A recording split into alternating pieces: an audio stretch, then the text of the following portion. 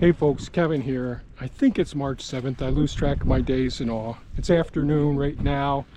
It's in the 40s. I think it's probably 45, 46 degrees Fahrenheit. Everything's a muddy mess. But you can see there's no water coming down the driveway. It's coming down along the edges, the margins of the driveway, and going into the swale systems and flowing around. There's a reason why I'm telling you this. And you can see on that side of the driveway, there's hardly any snow. And on this side of the driveway, there's much more snow where I blew the most of the snow. The main reason, there's two reasons that I blew the snow on this way. There's more swales on this side of the property of the driveway. And those swales will fill these various other waterways, the sediment collecting canal system and the other ponds and all.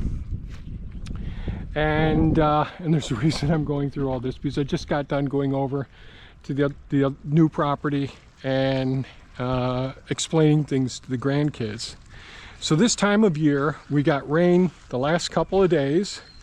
It's warmed up, so the snow is melting like crazy. It's just disappearing at such a rapid pace, and you can see, because I don't have a stone down in this driveway yet, just the gravel, you can see the marks from me coming in. So I've got a lot of work to do on our driveway sections.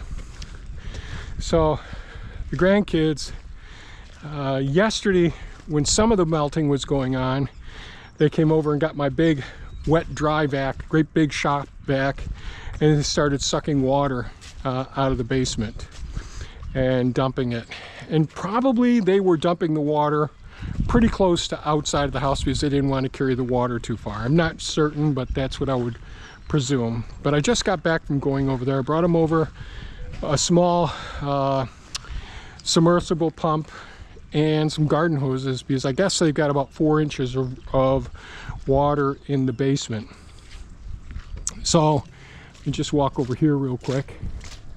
I've done aerial views with the drone in the past when we have had thaws. But, you know, I'm always aware of where I'm putting the snow. Such an important thing is to not block not increase any resistance to the flow of water as well. So this swale here coming down from the various parts of the property that have overflow, I keep it from going to the neighbors, and I keep it here, and this goes around to pond 5 over there. I'm sorry it's a little windy right now. The winds are kicking up, but hopefully you can hear me okay. So the other day I made a path where I had piled up all the snow here. And yesterday in the video I posted, I showed where I took Doge, the little four-wheeler, down and used the tire tracks for an easy least resistance to the water flow and all. So I'm always thinking about when we have massive downpours of rain, or when we have rain and snow melt like this right now. Like the water's really coming down from all the ponds and swales that are coming in here, and it's completely filled up all of the drain lines here and flowing out to pond 5 over here. This is the pond that goes dry.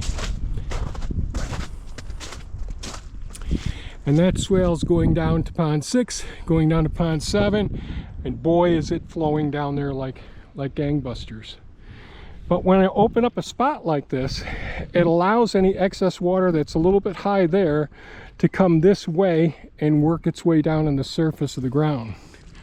So when you live in a place like this that has such cold temperatures, we have repeated freeze-thaw cycles, and this drives the frost or the frozen ground deeper and deeper with every subsequent freeze-thaw cycle. So although it's muddy on the surface here, now on the driveway it's different because there's all stone underneath that.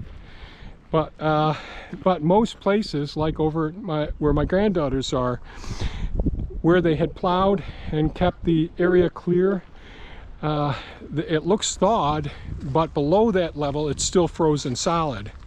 Where isn't it frozen to solid? wherever the snow is.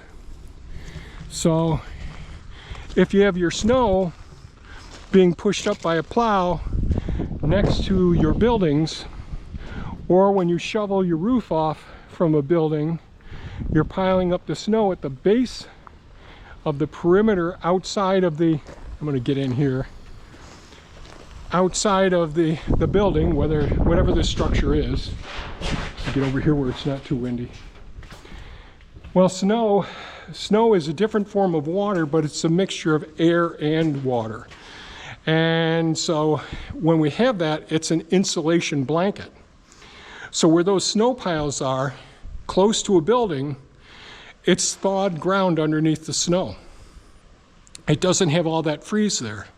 If the ground is frozen, the water can't make its way through it. So as the water comes off the roof or around the building, even though there can be a slope away from the building, if there's mounds of snow, deep snow, that have been piled up from snow plowing, that creates an insulation blanket. And so when the water comes off the roof or whatever, wherever, as the snow melts, it finds its way. As soon as it hits the snowbank, it goes down. And of course, most basements are down below the level of the ground on the outside, even though the slope of the ground goes away from the building. So that's exactly what was happening over there. So the first time that I've ever heard of, they've got like 4 inches of water in their basement.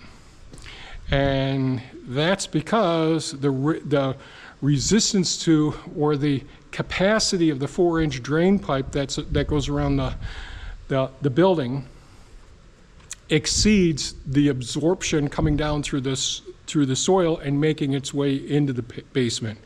Water's always going to take the path of least resistance. So what am I saying here? Always be aware of where you're putting snow around your buildings. Always be aware of the slope and where you want how you want the water to move away. So when I worked with them talking about using the snow blower that they've got, we let them use, I always said, always push the snow to the east. And the reason I said that is because to the east is the lower part of the property over there, and it goes into a swale-filled stone area. So it could easily take all that extra water. So you always want to make sure that snow is going downhill, but you don't want to block the flow once you have these big thaws. You want to have an opening for that water to move through. If it's working efficiently, as soon as it stops raining, you'll hardly notice any water there, as long as it's not a divot where there's a pool. So that's the thing. The slope to go away from the building. The insulation blankets, you want to have them in a place that you don't mind it working its way down underground, and here it's going into the canal system as well. Here we have the insulation here, so the water doesn't come directly here, it's going to go around it and work its way through.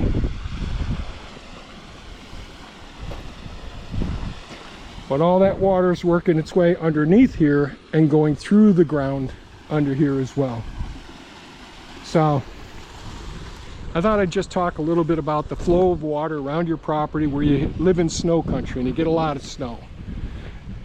Planning where to put it when it's time, because you may not be thinking about when the spring thaw comes.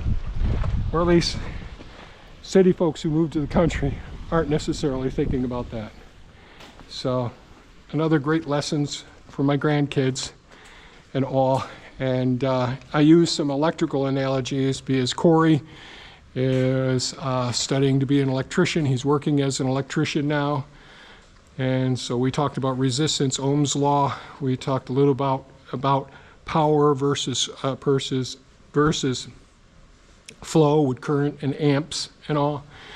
And I think that made it easier for him to appreciate as well. But initially, if you think, geez, the snow's a little bit down from the building, it seems like it should be easier for the water to work its way away. But when you look at it and you don't see the water moving away, you know it's going down into the ground and going into the basement, which is much lower than the outside of the building. Okay, that's it for today's video. Didn't know I'd be making one, but since I had a little bit of an emergency and educational call, I thought I'd share this with you as well. Remember, snow blows, water flows. Snow isn't just water, it's water and air, and that acts as an insulation. All right, folks, stay safe, take care, and we'll catch you on the next one. Bye-bye now.